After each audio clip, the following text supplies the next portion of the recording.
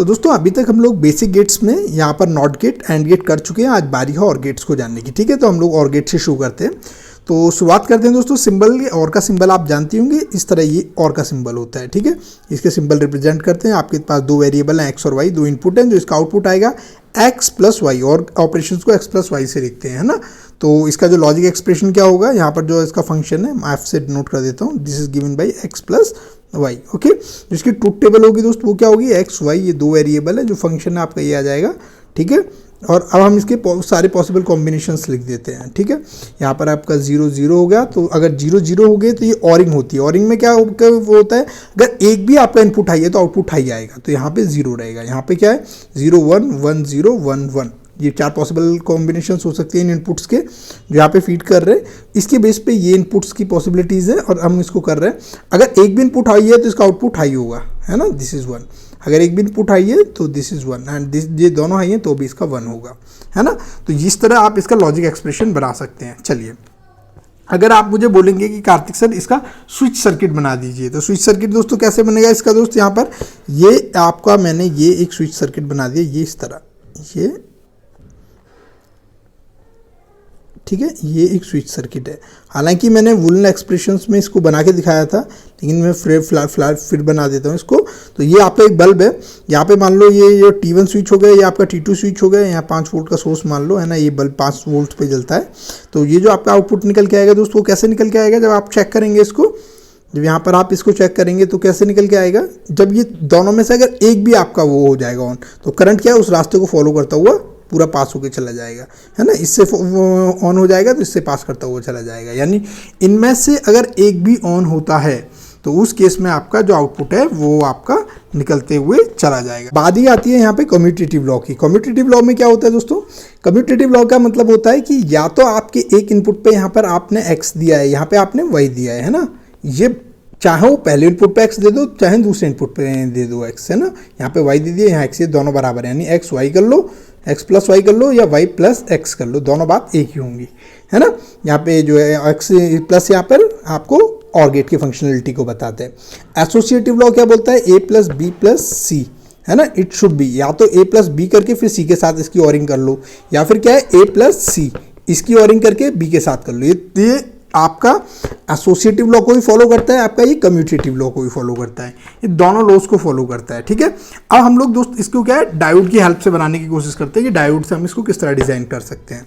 ठीक है, तो हम लोग कैसे बनाएंगे, यहाँ पे एक और गेट लगा दिया, ठीक है, यहाँ पर मैंने एक और गेट लगा दिया, ठीक है, यहाँ पर, और एक काम करते हैं, यहाँ एक लोड रेजिस्टेंस लगा के, ठीक है, यहाँ पर हम जो इसके फंक्शन को लिख देते हैं। सपोज करो this is x, this is y, this is d1 and this is d2।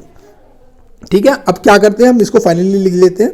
यहाँ पर x y लिख लेता हूँ मैं, यहाँ पर d1 d2 लिख लेता हूँ, ठीक है, और यहाँ पर जो है आपका फंक्शन लिख लेते हैं। ठीक है, जब आपका दोनों 0 0 होंगे, है ना, मतलब यहाँ भी 0 है, यहाँ भी 0 है, ठीक है, यहाँ भी आपने 0 दिया, यहाँ भी 0 दिया है, तो इस केस में क्या होगा, अगर 0 0 है तो यहाँ का जो पोटेंशियल है लगभग ग्राउंड की वजह से यहाँ भी 0 होगा, तो ये क्या रहेंगे, दोनों के दोनों ऑफ रहेंगे, है ना, दोनों ऑफ रहेंगे। तो अगर ये d1 d2 अगर दोनों 0 0 हैं तो दोनों के दोनों क्या रहेंगे, यहाँ पे ऑफ रहेंगे, ये भी ऑफ रहेगा, है ना, जिसकी वजह से जो आपका फंक्शन आएगा वो कितना निकल के आएगा दोस्त, यहाँ पे 0 निकल के आएगा। ठीक है, अगला 0 एक 1 है, यहाँ पे 0 है और एक 1 है, ठीक है ना, तो जो 1 वाला है, यहाँ पे 1 वाला है, तो ये वाला क्या हो जाएगा, ये ऑन हो जाएगा, ठीक है ना, जिसकी वजह से जो यहाँ के वोल्टेज होंगे ये यहाँ पहुँच जाएंगे, ठीक है ना, जो कि यहाँ के वोल्टेज हैं वो एग्जैक्टली यहाँ शॉर्ट हो जाएंगे F के साथ। तो क्या है आपको जो है ये वाला आपका जो D1 है ये ऑफ ही रहेगा और ये आपका ऑन हो जाएगा, और जिस ऑन होने की वजह से, ये शॉर्ट होने की वजह से जो वोल्टेज 1 का मतलब होता है 5 वोल्ट यूजुअली डिजिटल में, है ना, तो ये जो वोल्टेज है वो एग्जैक्टली आपके इस फंक्शन पे अपीयर होंगे, तो ये यहाँ पे आपको क्या मिलेगा, 1 मिलेगा। ठीक है ना, 1 0 में, तो 1 0 का मतलब क्या है, ये वाला आपका ऑन हो जाएगा, ये आपका ऑफ हो जाएगा, ठीक है ना, तो जिसकी वजह से क्या है फिर भी आपको आउटपुट 1 मिलेगा, क्योंकि अब इस बार ये शॉर्ट हो जाएगा और इसके जो वोल्टेज है ये फंक्शन पे मिलेंगे आपको। ठीक है, उसके बाद अगर दोनों 1 1 है ना, तो इसका मतलब आपने दोनों ऑन कर दिए हैं, और दोनों ऑन कर दिए हैं तो आपका आउटपुट सीधा 1 मिलना ही है, क्योंकि चाहे यहाँ से की वोल्टेज हो चाहे यहाँ के वोल्टेज हो, दोनों बराबर वोल्टेज यहाँ पे अपीयर होंगे फंक्शन पे। तो इस तरह आप और की हेल्प से बना सकते हो, है ना दोस्तों। अब इसको इनेबल और डिसेबल की एक बार बात कर लेते हैं। इनेबल डिसेबल किस तरह कर सकते हैं, ये मेरा और गेट है, ठीक है, यहाँ पर मैं एक इनपुट डाल देता हूँ, यहाँ पर मैं क्या है कंट्रोल सिग्नल लगा लेता हूँ, ठीक है ना। अगर मैं यहाँ पर 0 कर दूंगा तो 0 से क्या होगा, जो 0 प्लस x करोगे तो आपको x मिलेगा यहाँ पे, है ना, मतलब वही वेरिएबल मिलेगा। तो आप क्या करोगे इसके अंदर कंट्रोल में, अगर आप और गेट यूज़ कर रहे हो, ठीक है, अगर आपने 0 दिया है तो ये क्या बनेगा, आपका बफर बनेगा, वही आपको input as it is pass हो जाएगा। अगर आप गलती से 1 दे देते हो तो जो आउटपुट है आपका 1 plus X that is going to be 1 only, तो ये क्या होगा, आपका डिसेबल हो जाएगा यहाँ पे, है ना, यहाँ पे आपका आउटपुट जो है डिसेबल हो जाएगा।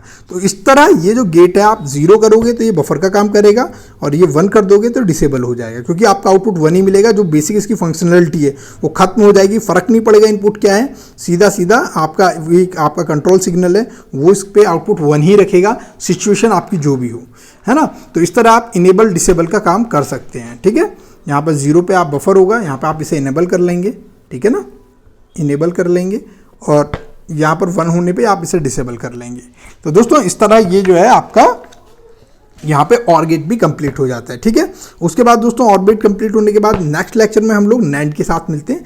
नैंड गेट में किस तरह होंगे, कुछ फीचर्स बताएंगे, नैंड के और नॉर के देखेंगे, फिर एक्सॉर के देखेंगे, फिर हम देखेंगे एक्सॉर और एक्सनॉर को, मतलब ये जो स्पेशल गेट्स हैं उनको हम इम्प्लीमेंट कैसे कर सकते हैं। बहुत ही स्पेशल कंसेप्ट है इनहेबिटर्स का, है ना, जो आपको शायद ना पता हो, तो हम उसको भी देखेंगे कैसे वो यूनिवर्सल गेट्स का काम करते हैं, ठीक है। चलो थैंक यू, मिलते हैं नेक्स्ट लेक्चर में, बाय।